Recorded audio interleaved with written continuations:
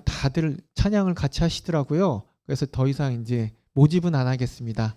하지만 원하시면 나오셔도 같이 하셔도 됩니다. 보니까 다들 찬양을 같이 하시더라고요. 그래서 제가 가사를 또 만들어서 띄우긴 하는데, 네, 다들 이렇게 찬양을 하시더라고요. 그래서 모두 다 찬양을 하시니까 찬양팀 이제 광고는 안 하겠지만 그래도 원하시면 나오셔서 같이 큰 목소리로 화음을 맞춰주셨으면 좋겠습니다. 그리고 또 한 가지 제가 빼먹은 게 있는데, 우리 이제 반주자님이 새로 오셨어요. 한번 일어나셔서 인사 한번 해주시면 돼요. 광미수 지사님. 네, 우리 반주를 도맡아서 해주실 우리 지사님이 드디어 오셨습니다. 네, 우리 네, 원래 섬기는 교회가 있으심에도 불구하고 우리 주은혜 교회를 위해서, 우리 예배를 위해서, 반주를 위해서 좀 저도 마음적으로 좀 걱정이 됐지만 이렇게 귀한 분이 오셔서 반주해 주시니까 같이 신앙생활 하실 때에 서로 사랑하시고 섬겨서 주셨으면 좋겠습니다. 감사합니다.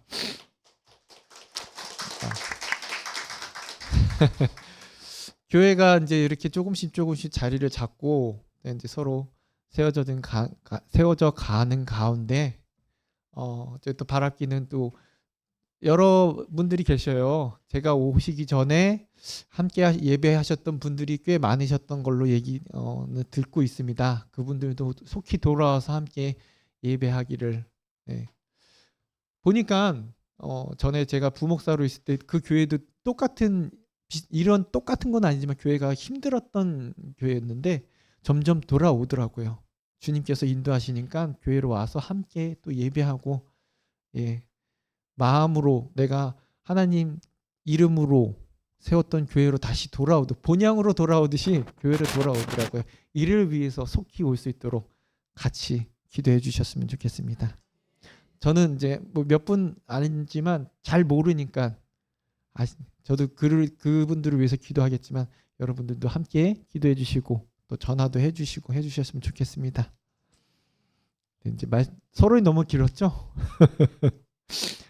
네, 어렸을 때 이제 그 TV 프로그램을 보면 슈퍼맨이 돌아왔다 아시죠? 그 슈퍼맨이 누군지 아십니까? 네, 아빠가 슈퍼맨이에요. 애기들은 슈퍼맨이 될 수 없어요.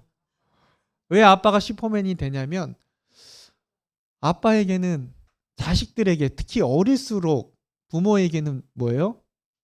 자녀들에게 믿음의 대상이 돼요. 의지할 수 있는 대상. 그러니까 슈퍼맨이 뭐든지 해줄 수 있는 대상이 됩니다. 그렇기 때문에 뭐 어렵거나 두려운 일이 생기면 누굴 찾아? 엄마, 아빠. 근데 점점점 나이가 커가고 머리가 커질수록 어떻게 돼요? 안 찾아요.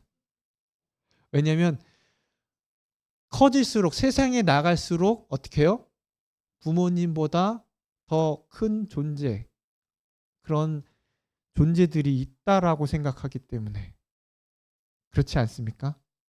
마찬가지로 우리도 그런 것 같아요. 우리도 믿음 생활할 때 그와 같을 수 있다라는 것이죠.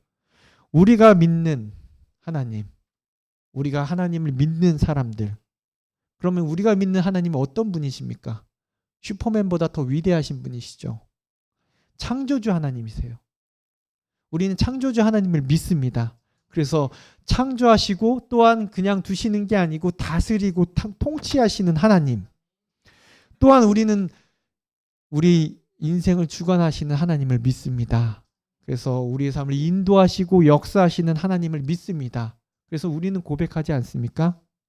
하나님은 못하실 일이 전혀 없으신 전능하신 하나님이라고 말하고, 그 하나님 우리의 삶 속에서도 여전히 역사하시고 모든 일을 능히 하신다라고 믿습니다. 또 우리는 또 믿죠. 늘 우리와 함께 하시는 하나님, 매일 우리 삶을 도와주시고 인도하시는 하나님, 그리고 또 기도에 응답하시는 하나님을 믿고 살아갑니다.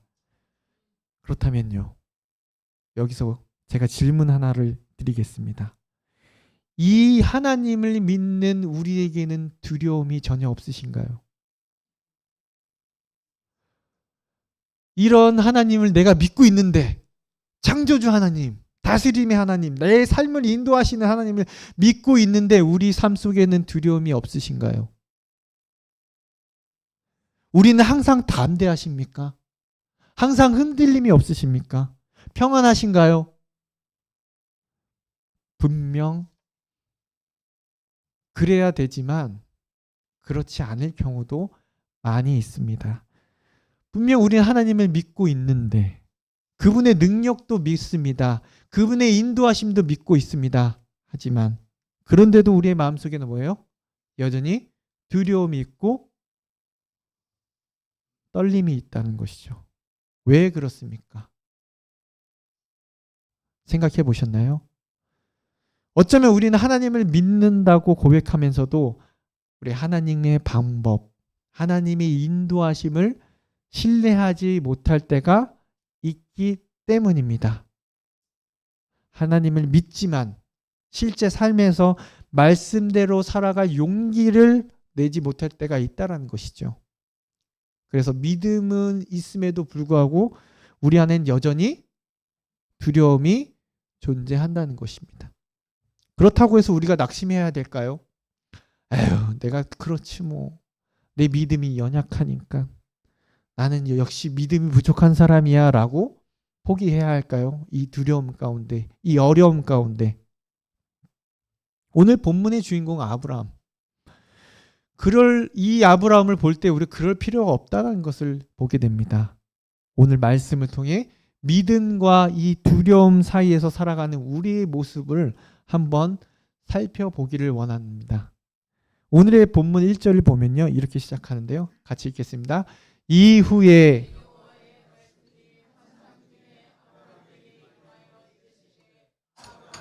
두려워하지 말라. 나는 내 방패요. 너의 키 큰 상급이니라. 아멘. 하나님이요. 아브라함에게 나타나서 말씀하십니다. 제일 먼저 뭐라고 말씀하시는지 아십니까? 두려워하지 말라. 이 말씀의 의미가 무엇입니까? 아브라함이 지금 두려워하고 있구나. 뭔가에 두려워하고 있구나. 보통 사람이 누군가 두려워하고 있으면 뭐라 그래요? 걱정하지 마, 염려하지 마 라고 말하지 않습니까?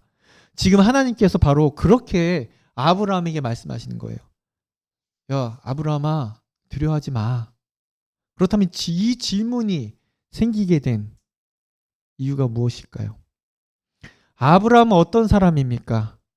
그는 하나님의 말씀을 따라서 본토 고향이었던 그곳을 떠나서 믿음으로 살아가던 사람입니다. 정말 대단한 용기죠. 그 당시에. 모든 것을 버리고 하나님, 잘 몰랐던, 하나님이라고 말하고 있지만 잘 몰랐던 신에게 그 말씀을 듣고 자기의 고향을 떠난다는 거. 그런데 지금 두려워하고 있습니다. 왜 그럴까요? 그 이유를 알기 위해서는 이 15장 전에 14장에 어떤 사건이 있었는지를 한번 봐야 됩니다. 14장에 보면요. 아브라함의 조카였던 롯이 나옵니다. 근데 이 롯이요. 위기를 맞아요. 어떤 위기가 있었냐면 네 부족의 연합이 쳐들어온 거예요. 그 지역을 쳐들어와서 롯의 가족들도 다 잡아갑니다. 그 소식을 들은 아브라함이 어떻게 합니까? 창세기 14장 14절에는 이렇게 나오는데요. 같이 읽겠습니다. 아브라함이 그 조카가 사로잡혔음을 듣고 집에서 길리고 훈련된 자 318명을 거느리고. 아브라함이요. 자기가 길리고 훈련시킨 318명의 군사를 이끌고 이 네 나라 연합을 롯을 잡아간 이 네 나라 연합군을 쫓아갑니다. 근데 여러분 네 부족이 합쳐 있으면 318명 가지고 이길 수 있을까요? 자기가 키우고 있었던 318명보다는 더 많지 않을까요? 네 부족이니까 곱하기 4해도 1200명 정도 됩니다. 근데 그 부족을 향해서 쫓아가서 어떻게 합니까? 놀랍게도 승리하고 자기 조카였던 롯을 무사히 데려옵니다. 상식적으로 설명하기에는 어려운 부분이 있어요. 물론 롯을 사랑하는 마음이 있었지만 섣불리 적은 숫자를 가지고 그 큰 내 연합군을 이길 수 있으리라는 그러한 믿음이 있기에는 환경적으로는 어렵다는 것이죠. 하지만 이게 가능할 수 있었던 것은 아브라함이 하나님을 믿었기 때문이죠. 하지만 문제는 그 이후에요. 여러분, 한번 이런 일이 생기면 어떤 마음이 들까요? 그 내 나라잖아요, 또. 이 연합군들이 다시 모여서 어떻게 해요? 아브라함에게 복수할 가능성이 있다라는 것이죠. 아브라함은 그 사실을 잘 알고 있었습니다. 그래서 그의 마음속에 뭐예요? 언제 다시 공격해 올까? 이러한 전쟁의 두려움이 있었던 것입니다. 그런데 아브라함이 왜 보면요 318명의 군사를 키웠을까요? 그 시대 그때는 뭐 국가 뭐 나라보다는 부족 중심의 형성이 돼 있었습니다. 그러다 보니 어떻게 해요? 서로 힘의 원리가 다스리던 시대를 살고 있었던 것이죠. 돈이 많고 힘이 큰 사람일수록 어떻게 해요? 점령해서 빼앗을 수가 있었던 시대입니다. 그러니 언제든지 누군가가 재산과 가족을 노릴 수 있는 상황이 이 아브라함이 살던 시대예요. 그래서 그는 어떻게 해요? 자신의 가정, 자신의 재산을 지키기 위해서 318명이나 되는 군사를 훈련시키고 길렀던 거예요. 이미 그 마음속에 뭐예요? 두려움이 자리 잡고 있었던 것이죠. 내가 이 정도는 군사는 있어야지 내 처자식을 지킬 수 있고 내 재산을 지킬 수 있겠구나라는 이미 두려움이 있었던 것입니다. 근데 또 하나의 두려움이 있었습니다. 뭘까요? 아브라함 하면 믿음의 조상이긴 하지만 자식이 없었어요. 자녀 문제가 있었습니다. 하나님이 이미 약속하셨어요. 이미 12장 2절에 뭐예요? 내가 너로 큰 민족을 이루겠다라고 선포하셨습니다. 그러나 현실을 볼 때 어땠습니까? 무자식이었어요. 맞아요. 무자식이었습니다. 나이가 점점 많아지고 있어요. 나이가 많고 사라를 보니까 사라도 많이 늙었어요. 보니까 희망이 없습니다. 그래서 오늘 창세기 15장 2절에 보면 이래요. 15장 2절 말씀 15장 2절 말씀 같이 읽겠습니다. 아브라함이 이르되 주 여호와여 무엇을 내게 주시려 하나이까 나는 자식이 없사오니 나의 상속작은 이 다메섹 사람 엘리에셀이니이다. 아멘. 보니까 주시겠다고 뭐 민족을 크게 이루겠다고 하시는데 없어요. 아무것도 없으니까 뭐예요? 우리 관리인 중에서 믿음직한 관리인인 다메섹 엘리에셀이 있으니까 그냥 이 사람을 내 후계자로 삼겠습니다. 아무래도 안 될 것 같아요. 이런 의미예요. 하나님 주시겠다고 했는데 보니까 안 돼요. 환경을 보고 저를 보고 저 사라를 봤을 때 안 됩니다. 그냥 이 사람 괜찮습니다. 제가 믿고 우리 재산, 우리 가족을 맡기는 이 엘리에셀이라는 사람에게 모든 것을 내 후계자로, 내 자식으로, 양자로 드리겠습니다라고 합니다. 왜요? 하나님의 약속은 불가능해 보이니까. 현실적으로 볼 때에.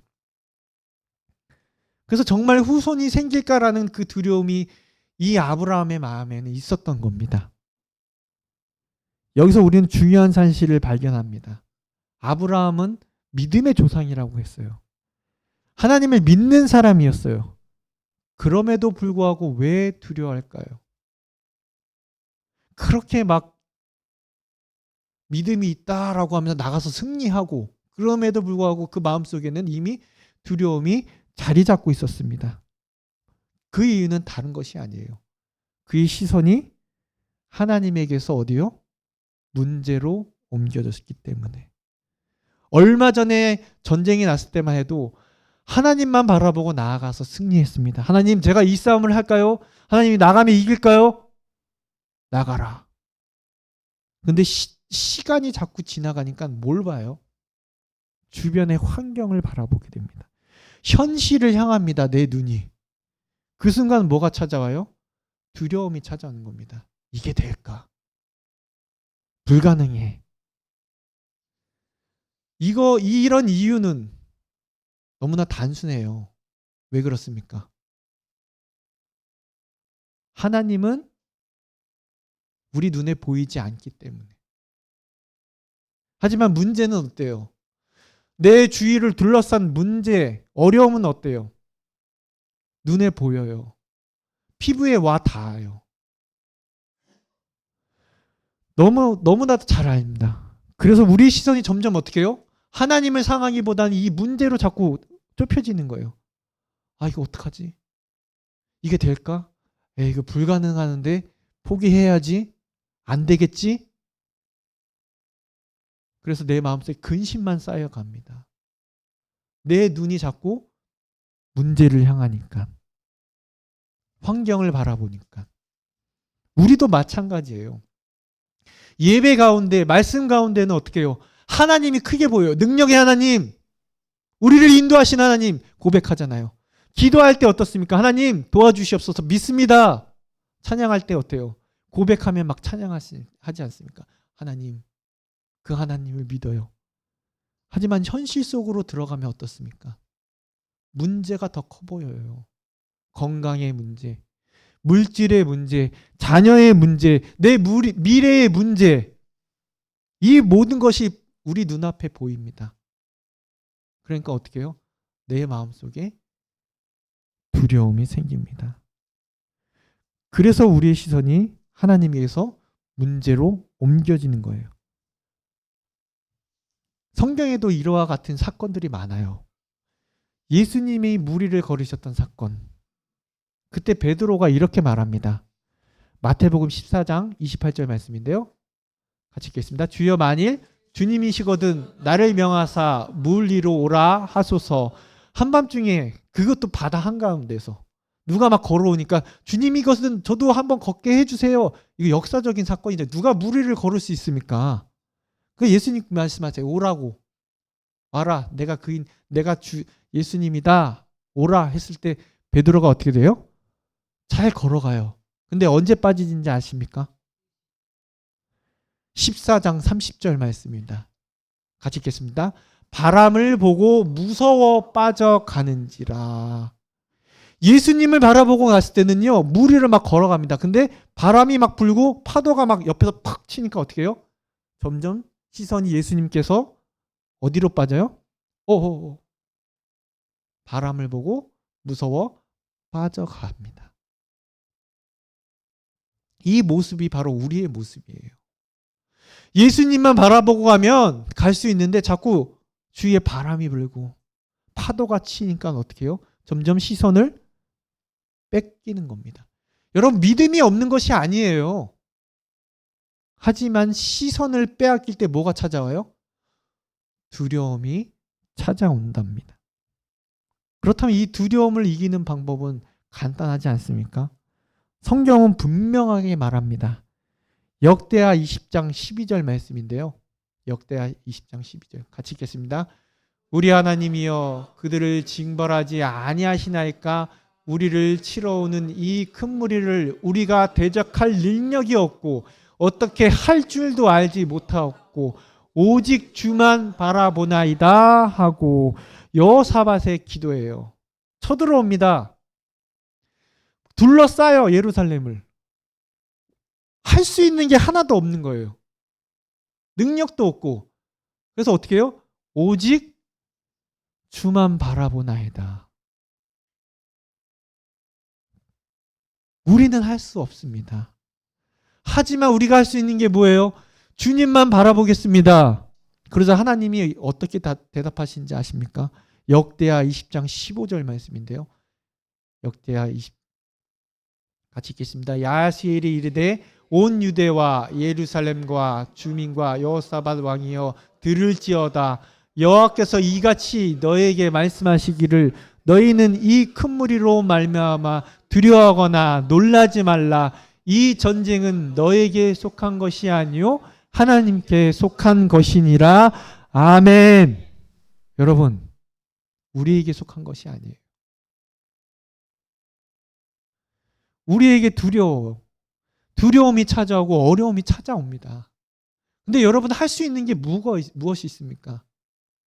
내 건강의 문제, 내 자녀의 문제, 내 물질의 문제. 두려워해봤자 해결되는 게 있습니까? 하나님께 맡기시기 바랍니다. 그리고 오늘 본문에서 하나님은 두려워하는 아브라함을 이끌고 이와 같이 나가서 말씀하십니다. 그의 시선을 하늘로 향하게 하는데요. 15장 5절 말씀입니다. 그를 이끌고 밖으로 나가 이르시되 하늘을 우러러 무뼈를 셀 수 있나 보라. 또 그에게 이르시되 내 자손이 이와 같으리라. 아멘. 하나님 약속하셔요. 저 하늘을 바라봐라. 내가 너를 이와 같이 만들겠다. 그 시선을 하늘로 향하게 되다 그의 믿음이 어떻게 변하는지 아십니까? 하나님을 향한 시선을 바뀌자 어떻게 되는지 아십니까? 6절 말씀입니다. 15장 6절. 아브라함이 여호와를 믿으니 여호와께서 이를 그의 의로 여기시고. 믿음이 여호와를 믿었습니다. 땅을 향하던 문제를 향하고 환경을 향하던 그 시선을 하나님께로 옮기고 하늘로 향하니까 어떻게 돼요? 여호와를 믿음으로 인해서 의로 여기셨다는 것입니다. 자기 자신을 바라보던 시선을 하나님께 돌렸다는 뜻이에요. 내 볼 때는 너무 연약하고 보잘것없고 할 수 있는 것도 없고 두려움밖에 없는데 나를 바라보던 시선을 하나님께로 향하니까 믿게 되는 겁니다. 나를 믿으면요 넘어질 수밖에 없어요. 사람을 믿으면요 두려움밖에 남지 않습니다. 현실은 여전히 그대로였어요. 아브라함 나이도 그대로였고 상황도 그대로였습니다. 하지만 아브라함이 하나님을 바라보기로 결정했을 때 이것이 바로 믿음이다. 의로 여기셨다라고 말씀하십니다. 여러분 아브라함이 두려워했던 일들 결국 어떻게 된 줄 아십니까? 침략은 없었습니다.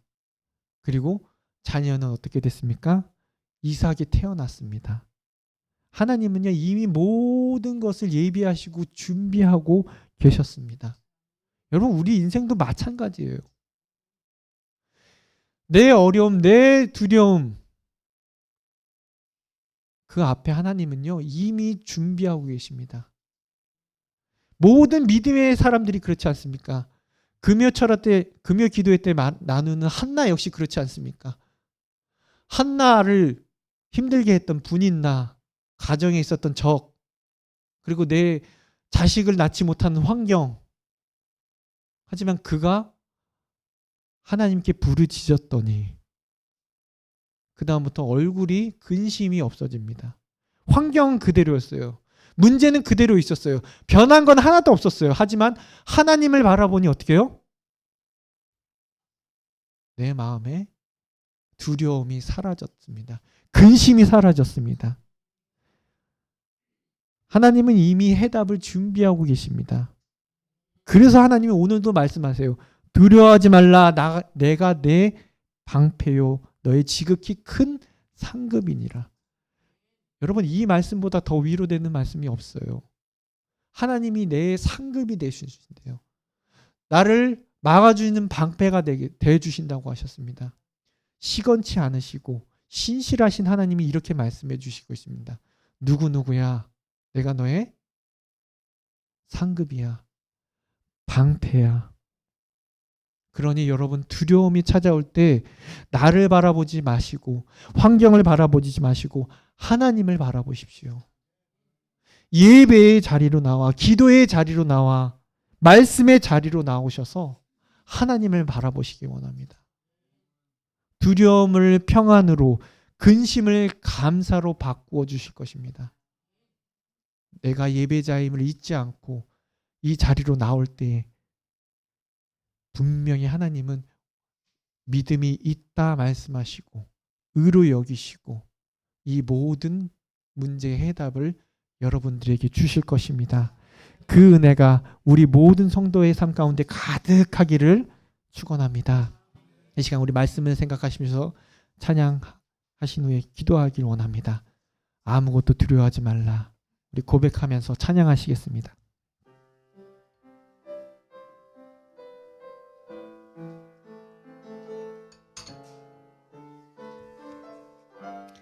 아무것도 두려워하지 말라.